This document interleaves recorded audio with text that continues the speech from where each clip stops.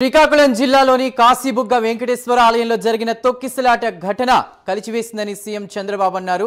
మృతుల కుటుంబాలకు ప్రగాఢ సానుభూతిని తెలిపారు ఆయన. ఇక గాయాల పాలైన వారికి సత్వర చికిత్స అందించాలని అధికారులను ఆదేశించారు. ఈ ఘటనపై మంత్రి లోకేష్ కూడా దిగ్భ్రాంతి వ్యక్తం చేశారు.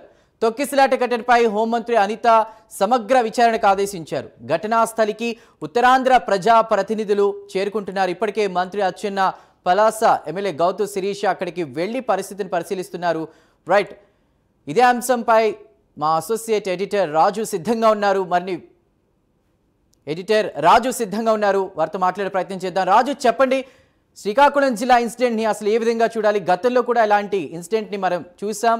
ఇక ఆలయానికి సంబంధించి క్వశ్చన్ చేస్తూ ఉంటే ఇది ప్రైవేట్కి సంబంధించింది, ప్రభుత్వం ఆధీనం లేదు అంటూ కూడా రకరకాల వార్తలు వింటూ ఉన్నాం. అసలు దీనిపై మీరేమంటారు?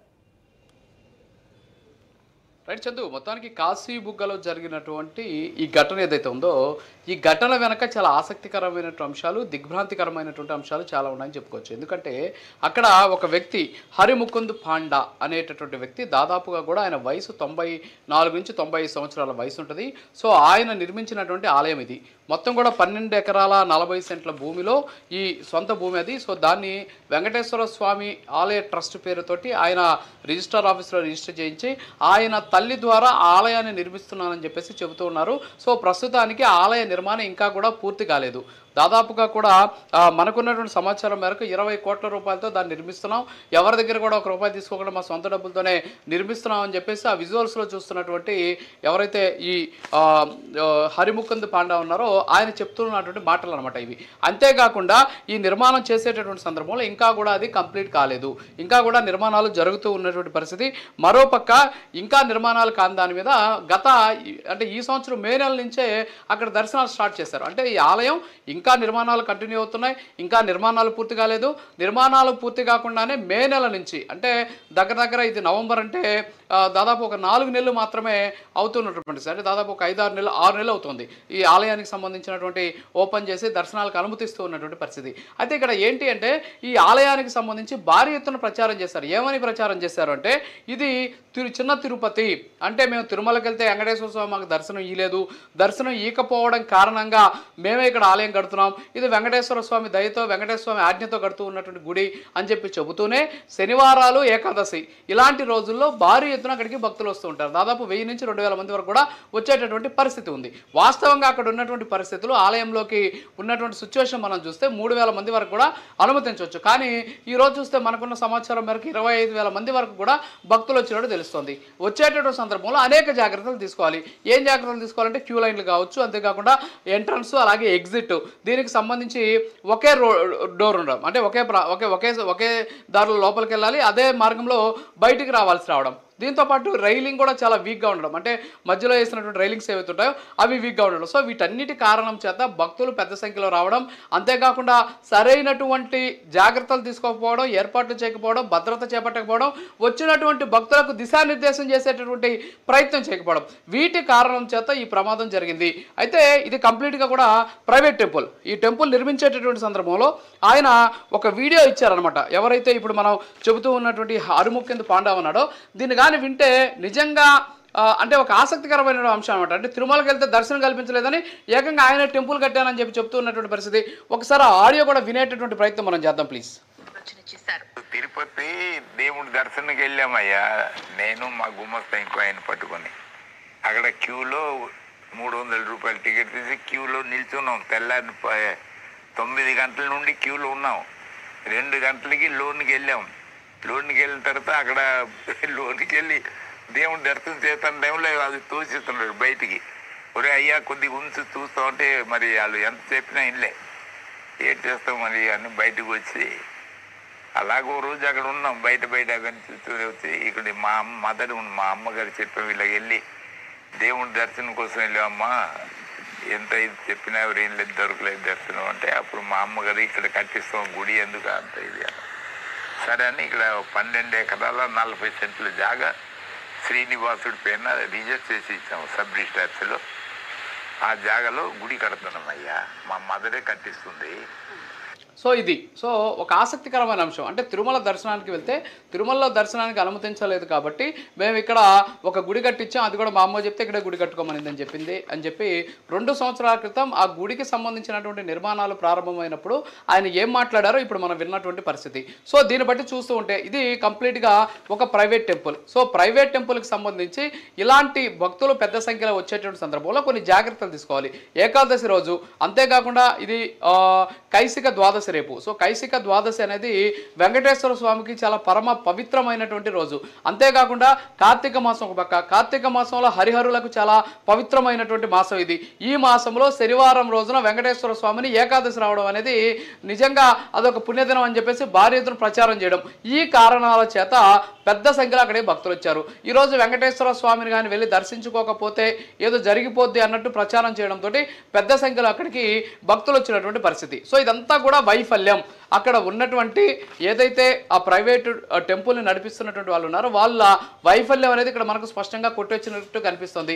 అయితే ఆయన ఏమంటున్నారంటే మేము అంత అంచనా వేయలేకపోయాం, ఇంతమంది వస్తారని చెప్పేసి మేము గుర్తించలేకపోయాం అనేటటువంటి విషయాన్ని ఆయన పదే కూడా చెబుతున్నారు. కానీ అలా అంచనా వేసేలాగా గుళ్ళు కట్టడం, ఒక గుడి కట్టాము అంటే నిజంగా నీకు వెంకటేశ్వర స్వామి దర్శనం కాలేదంటే మీరు గుడి కట్టుకున్నారు, ఓకే, మీ ఫ్యామిలీ వరకు దండం పెట్టుకోవచ్చు. కానీ బయట నుంచి కూడా భక్తులు పెద్ద సంఖ్యలో వస్తున్నప్పుడు దానికి కొన్ని ప్రాపర్ నిబంధనలు ఉంటాయి. ఆ నిబంధనలు ఖచ్చితంగా తెలుసుకోవాలి. తిరుమల ఎలాగైతే తోసేశారని చెప్పేసి ఆయన ఆలయం కట్టాడు, ఇక్కడ ఏకంగా తొక్కిసలాట్లో ప్రాణాలే పోయినటువంటి పరిస్థితి. సో చూస్తూ ఉంటే ఎంత ఆశ్చర్యకరమైనటువంటి ఘటన అనేది ఇక్కడ మనకు స్పష్టంగా కూడా తెలుస్తూ ఉన్నటువంటి పరిస్థితి. సో ఇదంతా కూడా ప్రైవేట్ టెంపుల్ ముందస్తు జాగ్రత్తలు తీసుకోకపోవడం వల్ల, సరైనటువంటి అవగాహన లేకపోవడం వల్ల, ఆలయ నిర్వహణ మీద పట్టు లేకపోవడం వల్ల, ఏం చేయాలన్న దాని మీద క్లారిటీ లేకపోవడం వల్ల ఈ కారణాల చేత ప్రస్తుతానికి ఘటన జరిగింది అనేది ఇక్కడ మనకు స్పష్టంగా కనిపిస్తుంది. అంతేకాకుండా ఆయన కూడా నాకేమి తెలియదు అన్నట్టు కూడా చెప్తూ ఉన్నటువంటి పరిస్థితి. అంతేకాకుండా ఆలయం అన్నాక దానికి ఒక కమిటీ ఉండాలి, ఒక నిర్వహణ కమిటీ ఉండాలి. వీళ్ళంతా కూడా ఏమీ లేకుండా వాళ్ళు ఎవరున్నారో కూడా తెలియకుండా ఆయన ఒక్కడే ఉన్నాడు, వెళ్ళిపోయాడు. అక్కడ ఆ పెద్ద ఆయన ఒకడే ఉన్నాడు, ఆయన వయసు 93-94 సంవత్సరాలు. మరి ఆయనతో ఏం మాట్లాడతారు? పోలీసులు కేసు ఎవరి మీద పెడతారు? విచారణ ఎలా చేస్తారు? దీని మీద చర్యలు ఎవరి మీద ఉండబోతున్నాయి? సో ఇదంతా కూడా అర్థం కానటువంటి సిచ్యువేషన్ అయితే కనిపిస్తుంది. సో మొత్తానికైతే ఈ ప్రైవేటు టెంపుల్ నిర్మాణం జరిగి ఇంకా కూడా పూర్తి కాలేదు. మే నుంచి దర్శనాలు స్టార్ట్ చేస్తారు. అంటే ఒక పక్క నిర్మాణాలు జరుగుతున్నాయి, ఇప్పుడు ప్రమాదం జరిగిన చోట కూడా నిర్మాణాలు జరుగుతున్న పరిస్థితి. మరి ఆ ప్రాంతంలోనే ఈ ప్రమాదం జరిగినటువంటి పరిస్థితి ఉంది కాబట్టి సో అలాంటి సందర్భాల్లో సరైనటువంటి జాగ్రత్తలు తీసుకోవడం, కనీసం స్థానికంగా ఉన్నటువంటి పోలీసులకు సమాచారం ఇవ్వడం, అలాంటి చర్యలు కూడా తీసుకోకపోవడం వల్లే ఈ ప్రమాదం జరిగిందనేది మాత్రం మనకు స్పష్టంగా తెలుసు. సో ప్రైమ్ 9తో ఇటు మంత్రి ఆనం కూడా మాట్లాడడం జరిగింది. ఆలయ నిర్వాహకులు ఎవరైతే ఉన్నారో వాళ్ళు సమాచారం ఇవ్వడం లేదు, ఒకవేళ సమాచారం ఇస్తే మేము భద్రత కల్పిస్తామంటూ కూడా మాట్లాడుతున్నారు. అంటే స్థానిక అధికారులకు సమాచారం ఇస్తే ఇలాంటిది జరుగుండేది కాదు. కానీ ఇక్కడ మనం సింహాచలం ఎపిసోడ్ చూద్దాం, అదేవిధంగా తిరుమలలో జరిగింది కూడా చూస్తాం. ప్రభుత్వం ఆధీనంలో కూడా ఇలాంటివి జరుగుతున్నాయి. ఇలాంటివి రిపీటెడ్గా జరగకుండా ఉండాలంటే ఎలాంటి చర్యలు చేపట్టాలి? అసలు మీరేమంటారు? ఖచ్చితంగా, ఎందుకంటే ఇటీవల కాలంలో మనం చూస్తున్నాం ఆలయాల్లో తొక్కిసలాట్లు జరగడం, చనిపోవడం, ఇవన్నీ కూడా చూస్తున్నాం. ఇటీవల మనం చూసిన అక్కడ గోడ కూలిపోయినటువంటి పరిస్థితి ఉంది. సో గోడ కూలిపోయి కొంతమంది చనిపోయారు. ఆ టైంలో క్యూ లైన్లో ఉన్నటువంటి పరిస్థితి. అలాగే తిరుమలలో టికెట్ల కోసం వచ్చి అక్కడ క్యూ లైన్లో తొక్కిసలాట్లో చనిపోయినటువంటి పరిస్థితి. సో ఇప్పుడు ఇక్కడ ఉన్నటువంటి పరిస్థితి. సో వీటన్నిటిని కూడా చూస్తూ ఉన్నటువంటి పరిస్థితుల నేపథ్యంలో ఒకటే ఇక్కడ ఏంటి అంటే, ఫస్ట్ ఆఫ్ ఆల్ భక్తులు కూడా సంయమనంగా ఉండాలి.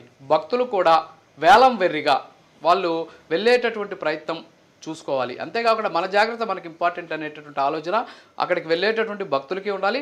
అట్ ది సేమ్ టైం ఎవరైతే ఆలయాన్ని నిర్వహిస్తున్నారో అది ప్రైవేటా ప్రభుత్వం పక్కన పెడితే ప్రాణాలు పోతూ ఉన్నటువంటి పరిస్థితి. సో అలాంటి సందర్భంలో ఎలాంటి జాగ్రత్తలు తీసుకున్నారు? దీన్నే క్రౌడ్ మేనేజ్మెంట్ అంటాం. సో ఈ క్రౌడ్ మేనేజ్మెంట్ సిస్టమ్ని ఏ విధంగా అమలు చేస్తున్నారు? క్యూ లైన్లు ఎలా ఉన్నాయి? ఎగ్జిట్ పాయింట్స్ ఎలా ఉన్నాయి? ఎంట్రీ పాయింట్స్ ఎలా ఉన్నాయి? రెండూ ఒకేలాగుంటే ఏ విధంగా దాన్ని మార్చుకోవాలి? ఇలాంటి అంశాలన్నిటి పట్ల కూడా చాలా జాగ్రత్తలు తీసుకోవాలి. అంతేకాకుండా ఈ మధ్యకాలంలో తొక్కిసలాట్లు అనేవి ఎక్కువ అవుతున్నటువంటి నేపథ్యంలో ఈ క్రౌడ్ మేనేజ్మెంట్ సిస్టమ్ని బలోపేతం చేయాల్సినటువంటి అవసరం ఉంది. అంతేకాకుండా ఎక్స్పర్ట్స్ గత అనుభవాల దృష్ట్యా ఖచ్చితంగా వీటి మీద చర్యలు తీసుకోవాలి. సరే, ప్రభుత్వ ఆలయాలకు సంబంధించి అంతేకాకుండా ఆ వ్యవస్థలు నిర్వహించేటువంటి ఆలయాలు ఏవైతే ఉన్నాయో ఈ ఆలయాల దగ్గరికి వస్తే అక్కడ ఒక వ్యవస్థ ఉంటుంది, దానికంటూ సపరేట్ టీమ్స్ ఉంటాయి, సపరేట్ డిపార్ట్మెంట్స్ ఉంటాయి, వాళ్ళు చూసుకుంటారు. కానీ ప్రైవేట్ టెంపుల్స్ దగ్గరికి వచ్చేదానికి మొత్తం యాజమాన్యమే చూసుకోవాలి. వాళ్ళు ఎంతసేపు ఏంటంటే వచ్చినటువంటి భక్తులు ఎంతమంది వస్తున్నారు, చేస్తున్నారు, ఏంటి హుండీ ఆదాయము, స్వామివారికి వచ్చేటటువంటి కానుకలు ఈ యాంగిల్లో ఉంటారే తప్ప వచ్చేటటువంటి వాళ్ళకి అవసరమైనటువంటి జాగ్రత్తల విషయంలో వాళ్ళకి అంత అవగాహన ఉండదు. ఎందుకంటే ఇక్కడ కొన్ని వ్యవస్థలన్నీ కలిసి చేసేటటువంటి ప్రభుత్వాలయాల్లోనే తొక్కిసలాట్లు జరిగి చనిపోతున్నారు.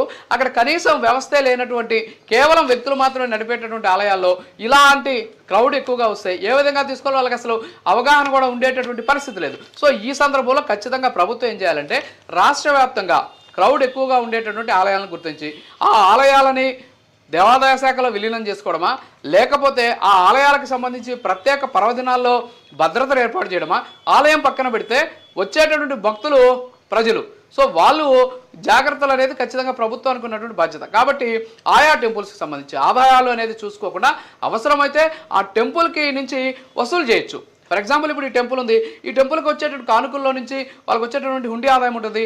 సో దాంట్లో నుంచి ఇలాంటి భద్రత కోసం వాళ్ళకి ఒక ఫీజు లాగా ఇటీవల మనం చూసాం, వినాయక మండపాలు ఉంటాయి, వినాయక మండపాలకు సంబంధించి అనుమతులు ఇచ్చేటువంటి సందర్భంలో ఏ విధంగా ఇచ్చారో అలాగే ఇలాంటి ప్రైవేట్ టెంపుల్స్ కూడా కొన్ని రూల్స్ అండ్ రెగ్యులేషన్స్ నామ్స్ రాయాలి. సో టెంపుల్ పెడుతున్నారు అంటే ఇక్కడ మళ్ళీ మతపరమైనటువంటి సున్నితపరమైనటువంటి అంశాలు మళ్ళీ ఇందులో చొచ్చింపబడతాయి. ఎందుకంటే ఇతర ప్రార్థనా మందిరాలకి లేనటువంటి అనుమతులు మళ్ళీ ఇక్కడ హిందూ ఆలయాలకు ఎందుకు అనేటటువంటిది. సో రెండు వైపులా కూడా ఇబ్బందులు ఉన్నాయి కాబట్టి దీన్ని చాలా సున్నితంగా పరిష్కరించాల్సినటువంటి అవసరం ఉంది. దీని పట్ల సరైనటువంటి ప్లానింగ్ తోటి ముందుకు వెళ్తే తప్ప ఇలాంటి సంఘటనలు పునరావృతం కాకుండా ఉండేటటువంటి అవకాశాలు లేవనేది మాత్రం ఇక్కడ స్పష్టంగా తెలుస్తుంది. చందు, ముఖ్యంగా దీనికి కారణం కొత్త ఆలయం సోషల్ మీడియాలో ఒక ప్రచారం జరిగితే ఇన్ఫ్లుయెన్స్ ఎవరైనా మాట్లాడితే కూడా ఇలా ఒక ప్రత్యేకమైన సందర్భంలో అతిగా భారీగా భక్తులు వస్తూ ఉన్నారు. సో మనం ఒక డిబేట్ కూడా చేసాం, ప్రభుత్వ ఆధీనంలో ఉండాలా ఆలయాలు ప్రైవేట్ వ్యక్తుల చేతుల్లోనే అన్నదానికి కూడా సంబంధించి డిబేట్ చేసాం. అయితే ఇక్కడ ప్రభుత్వం ఏ దిశగా ముందుకు వెళ్ళాలి, లేదా ఎవరి చేతుల్లో ఉన్నా కూడా చర్యలకు సంబంధించి ప్రభుత్వానికి ముందుగా ఒక ఇన్ఫర్మేషన్ అనేది రావాలా లేదా అనే దానికి సంబంధించి మీరు ఏం మాట్లాడతారు? అంటే ప్రతి సందర్భంలో కూడా ఇక్కడ ఏ వ్యవస్థ అయినా సరే కొన్ని లోపాలు ఉంటాయి, కొన్ని లోటుపాట్లు ఉంటాయి. వీటన్నిటి కూడా సరిదిద్దుకోవాల్సినటువంటి బాధ్యత ఉంటుంది. సరే ప్రభుత్వానికి ఇస్తే అక్కడ ప్రమాదాలు జరగవా? సో ఎస్, జరుగుతున్నాయి. ఇటీవల చూసాం అతిపెద్ద వ్యవస్థలు అంటే టీటీడీ లాంటి వ్యవస్థలు ఉన్నటువంటి చోట్లే ఈ తొక్కిసలాట్లు జరిగినటువంటి పరిస్థితి. దేవాదాయ శాఖ లాంటి ప్రభుత్వ వ్యవస్థలు ఉన్న చోట కూడా తొక్కిసలాట్లు జరిగినటువంటి సంఘటనలు చూసాం. అయితే ప్రైవేట్ ఆలయాల విషయానికి వస్తే వీళ్ళకి అవగాహన ఉండదు, దాని మీద క్లారిటీ ఉండదు, ఏ విధమైనటువంటి చర్యలు తీసుకోవాలనే దాని మీద సరైనటువంటి అంటే ఎలా ఉండాలనే దాని మీద సరైనటువంటి అవగాహన ఉండేటటువంటి పరిస్థితి లేదు. మరి అలాంటి సందర్భంలో వాటి మీద పెత్తనం కాదు, లేకపోతే వాళ్ళ మీద నిఘా కాదు, కావాల్సింది ఏంటంటే కలిసి పనిచేసేటటువంటి ప్రయత్నం జరగాలి. ప్రతి ప్రైవేట్ టెంపుల్కి సంబంధించి సరే వీళ్ళు ఏమంటారంటే ప్రైవేట్ టెంపుల్స్ మా సొంత డబ్బులతో మేము కట్టాం, మేము మళ్ళీ గవర్నమెంట్కి ఎలా ఇస్తాం అనేటువంటి ఒక వాదన వ్యక్తమవుద్ది. అలాంటి సందర్భంలో దీన్ని ఒక మధ్య మార్గంగా కొన్ని నిర్ణయాలు తీసుకోవాలి. ఏంటి ఆ నిర్ణయాలు అంటే ఇప్పుడు ప్రైవేట్ టెంపుల్స్కి దీపదూప నైవేద్యాలు ఉంటాయి. సో ఆ చాలా టెంపుల్స్కి దీపదూప నైవేద్యాలు కదా ప్రభుత్వం డబ్బులు చెల్లిస్తూ ఉంటుంది. కానీ ఇలాంటి టెంపుల్స్ అంటే ఇప్పుడు వీళ్ళు దాదాపు వాళ్ళు చెప్తున్న సమాచారం బట్టి మనకు 20 కోట్ల రూపాయల వరకు సొంత నిధులతో చెల్లించారు. సో వాళ్ళకి దీపదూప నైవేద్యాలకు అవసరమైనటువంటి డబ్బుల్ని ప్రభుత్వం ద్వారా ఇవ్వాల్సిన అవసరం లేదు, వాళ్ళే మెయింటైన్ చేస్తున్నటువంటి టెంపుల్. మరి అలాంటి సందర్భంలో ప్రభుత్వం ఏం చేయాలంటే దానికి అనుబంధంగా ఒక ఫిట్ పర్సన్ అనేటటువంటి పర్సన్ ఎవరన్నా అంటే ప్రభుత్వం తరపు నుంచి ఇలాంటి ఆలయాలకి అంటే పెద్ద సంఖ్యలో భక్తులు వచ్చేటటువంటి ఆలయాలకి ఫిట్ పర్సన్స్ని ప్రభుత్వం తరపున వేయొచ్చు. సో ఈ ఫిట్ పర్సన్స్ ఎలా ఉంటారంటే అంటే లైక్ మఠాలకు ఏవైతే ఉంటుందో, మఠానికి వెళ్తే కొన్ని మఠాలు ఉంటాయి, పీఠాలు ఉంటాయి, మఠాలకి మఠాధిపతులు ఉంటారు. కానీ మఠాధిపతులు కస్టోడియన్ అయినప్పుడు ప్రభుత్వం తరపున ఒక పర్సన్ ఉంటారు, ఆయన్ని ఫిట్ పర్సన్ అంటారు. అలాంటి ఫిట్ పర్సన్స్ని రాజు ఒక్క నిమిషం హోల్డ్లో ఉండండి. సీఎం చంద్రబాబు ఈ ఘటనకి సంబంధించి కూడా మాట్లాడుతున్నారు, ప్రస్తుతం లైవ్ చూద్దాం. తెలియజేసుకుంటూ